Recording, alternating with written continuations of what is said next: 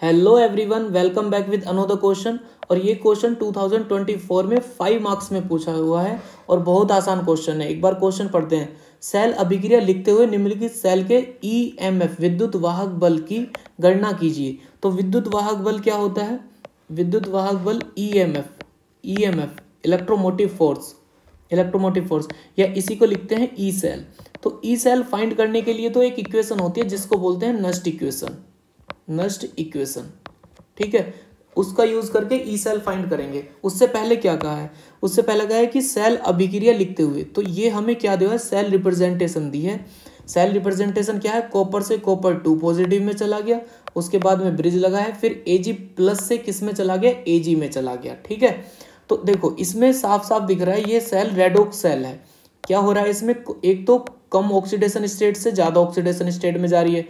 तो जब कम oxidation state से ज्यादा ऑक्सीडेशन स्टेट में जाए तो उसको बोलते हैं ऑक्सीडेशन। और यहाँ पर क्या हो रहा है? Ag प्लस से किस में जा रहा है? जीरो में, Ag जीरो में। तो ये क्या हो रहा है? रिडक्शन हो रहा है। तो इसमें दो अभिक्रियाएं, एक तो अर्ध अभिक्रिया कौन सी है? ऑक्सीकरण, और एक अर्ध अभिक्रिया है रिडक्शन। उसमें भी इन्होंने ई नोट सेल की वैल्यू दी हुई है। ई नोट सेल की वैल्यू दी है कॉपर 2 पॉजिटिव से कॉपर, और कॉपर 2 पॉजिटिव से कॉपर की वैल्यू दी है प्लस 0.34 वोल्ट, और ई नोट Ag प्लस से Ag की वैल्यू दी हुई है 0.80 वोल्ट। तो एक काम करते हैं, हम इस पूरी सेल के लिए पहले ई नोट सेल की वैल्यू फाइंड कर लेते हैं। ई नोट सेल, भाई ये तो हमें कौन दी है? सेल की रिप्रेजेंटेशन। तो यहीं से हम ई नोट सेल फाइंड करते हैं। देखो सेल जैसे जैसे वर्क कर रही है वैसे वैसे हम ई नोट सेल लिखेंगे। इसमें क्या हो रहा है? ऑक्सीडेशन में क्या हो रहा है? जरा ध्यान दीजिए। हो रहा है यहाँ पर भाई ई नोट कॉपर से कहाँ पर जा रहा है? कॉपर 2 पॉजिटिव में प्लस, उसके बाद में क्या हुआ? Ag प्लस से किस में चला गया? Ag में। तो लिख देंगे ई नोट Ag प्लस से किस में चला गया? Ag में। तो यहाँ पर ये क्या हुआ है?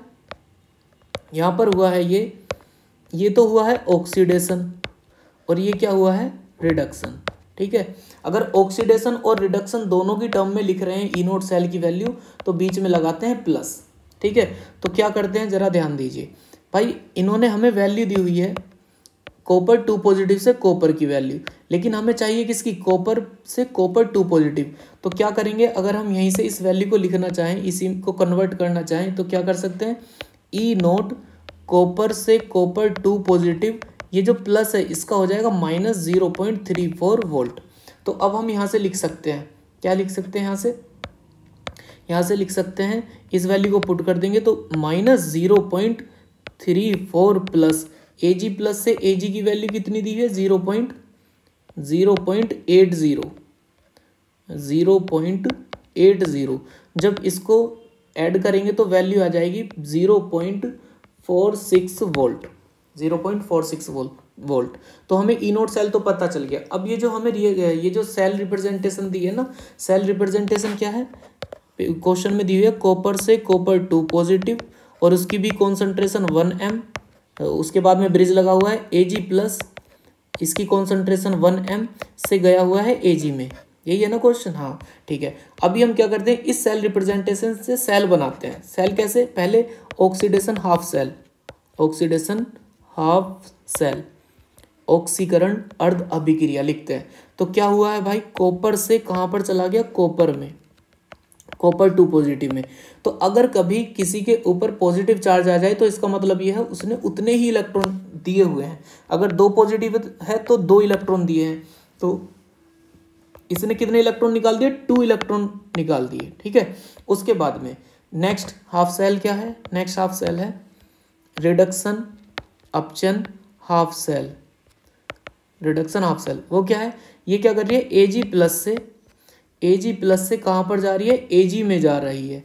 तो क्या हो जाएगा? इसका मतलब इसने एक इलेक्ट्रॉन लिया है, तो एक इलेक्ट्रॉन इसमें कर देंगे ऐड। ठीक है, अब क्या करते हैं? इस वाली सेल अभिक्रिया में निकले 2 इलेक्ट्रॉन, इसमें यूज हुआ है 1। तो ये इलेक्ट्रॉन, इन दोनों इलेक्ट्रॉन को इक्वल करने के लिए क्या करेंगे? इस वाली इक्वेशन में मैं 2 से मल्टीप्लाई कर देता हूँ।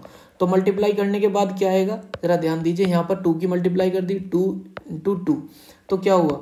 यहाँ से 2 इलेक्ट्रॉन से 2 इलेक्ट्रॉन कट हो गए, तो इसको ऐड कर देंगे। अब ऐड करने पर क्या बनेगी? रिएक्शन क्या बनेगी? सेल अभिक्रिया कॉपर प्लस 2 Ag प्लस, इधर क्या होगा, कॉपर 2 पॉजिटिव प्लस 2Ag, तो हम इसको लिख सकते हैं कॉपर प्लस 2Ag प्लस, इधर क्या बना हमारे प्रोडक्ट में, कॉपर 2 पॉजिटिव प्लस 2Ag। अब हमें इन्होंने हमें इनकी कॉन्सेंट्रेशन दी है, कॉपर 2 पॉजिटिव की कॉन्सेंट्रेशन 1m, Ag प्लस की कॉन्सेंट्रेशन भी 1m। तो अब हम इसके लिए क्या लिखते हैं, नस्ट इक्वेशन लिखते हैं। ये हमारी कौन होगी, सेल रिएक्शन होगी। तो इस सेल रिएक्शन के लिए नस्ट इक्वेशन लिखते हैं। कैसे लिखेंगे, E cell equal to E naught cell minus 0.0591 divide by n. N क्या है, एन का मतलब है number of electron. Number of electron कितने यूज हुए, यहाँ पर एन की वैल्यू 2 यूज हुई है, 2 इलेक्ट्रॉन यूज हुए हैं इस रिएक्शन को बैलेंस होने में। तो क्या, E cell equal to E naught cell minus 0.0591 log product की कॉन्सेंट्रेशन। प्रोडक्ट कौन कौन से बने, कॉपर 2 पॉजिटिव Ag, तो क्या लिख सकते हैं, कॉपर 2 पॉजिटिव की कॉन्सेंट्रेशन, कॉपर 2 पॉजिटिव की कॉन्सेंट्रेशन इनटू Ag की कॉन्सेंट्रेशन की पावर 2। ये जो यहाँ पर कोफिशिएंट है ये बन जाता है पावर में, डिवाइड बाई ये हमारा रिएक्टेंट वाले आ जाएंगे, कॉपर की कॉन्सेंट्रेशन प्लस Ag प्लस की कॉन्सेंट्रेशन की पावर 2।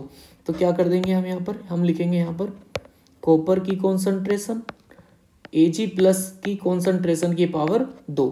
अब इसमें वैल्यू पुट कर देते हैं। देखो, कॉपर 2 पॉजिटिव की कॉन्सेंट्रेशन की वैल्यू दी हुई है 1m और Ag प्लस की कॉन्सेंट्रेशन की पावर वैल्यू भी दी हुई है 1। और ये जो Ag और कॉपर है ना, ये दोनों है सॉलिड, इनकी कॉन्सेंट्रेशन मान लेते हैं 1, इनकी कॉन्सेंट्रेशन कांस्टेंट रहती है, तो ये भी 1 ये भी 1। तो इसका मतलब इससे ये दोनों कट हो जाएंगे, ये दोनों कट हो जाएंगे आपस में। तो क्या करते हैं, ये जो आयन वाले हैं केवल इन्हीं की वैल्यू को पुट करते हैं। और हमने अभी अभी कैलकुलेट किया था, ये जो ई नोट सेल था, ई नोट सेल की वैल्यू आई थी हमारे पास में 0.46 वोल्ट। तो इस वैल्यू को भी पुट कर लेते हैं। तो वैल्यू पुट करते हैं एक बार, E cell equal to E naught cell की वैल्यू आई थी 0.46 वोल्ट माइनस 0.0591 डिवाइड बाई यहाँ पर कितना 2 लॉग बेस तो 10 ही चल रहा है, बेस 10। कॉपर 2 पॉजिटिव की कॉन्सेंट्रेशन कितनी है 1m, तो यहाँ पर रख देंगे 1 डिवाइड बाई ये दोनों तो कट ही हो गए थे आपस में, ये तो हट गए, इनको तो ये तो कांस्टेंट है, इनको तो अलग कर देंगे एक वैल्यू मानकर, ठीक है। तो उसके बाद में Ag प्लस की कॉन्सेंट्रेशन, Ag की कॉन्सेंट्रेशन कितनी है 1m, तो इसको भी एक बार पुट कर देते हैं 1 की पावर 2। तो 1 की पावर 2 का मतलब भी एक ही होता है, तो इसको थोड़ा सा सोल्व करेंगे तो क्या होगा, E cell equal to 0.46 minus 0.0591 divide by 2 log 1 और log 1 की वैल्यू होती है 0, log 1 की वैल्यू 0। तो इसको जैसे ही 0 पुट करेंगे तो वैल्यू कितनी आ जाएगी, E cell equal to 0.46 volt minus 0.0591 divide by 2 into 0। जब इसकी मल्टीप्लाई 0 में करेंगे तो कितना हो जाएगा, ये वाली सारी टर्म 0 हो जाएगी। तो ई सेल की वैल्यू कितनी आ गई, ई सेल की वैल्यू आ गई 0.46 वोल्ट। ठीक है, आई होप आपको ये क्वेश्चन समझ आया होगा। बहुत आसान क्वेश्चन है, बस ये हमें लिखना आना चाहिए कि न किसी भी इक्वेशन के लिए, केमिकल रिएक्शन के लिए नस्ट इक्वेशन कैसे लिखते हैं, बस ये लिखनी आ गई। और कांस्टेंट की वैल्यू को हम, जो हमारे पास में सॉलिड होता है उसकी वैल्यू को हम कांस्टेंट मानते हैं 1। बस ये 2 पॉइंट याद रखिएगा, उसके बाद में क्वेश्चन बहुत आसान है। और ऐसा क्वेश्चन 5 मार्क्स में पूछा जाता है और पूछा गया है। सेल रिप्रेजेंटेशन कौन सी है, सेल रिएक्शन ये वाली है। ठीक है, मिलते हैं आपसे नेक्स्ट लेक्चर में, तब तक के लिए रिवीजन कीजिए। Thank you.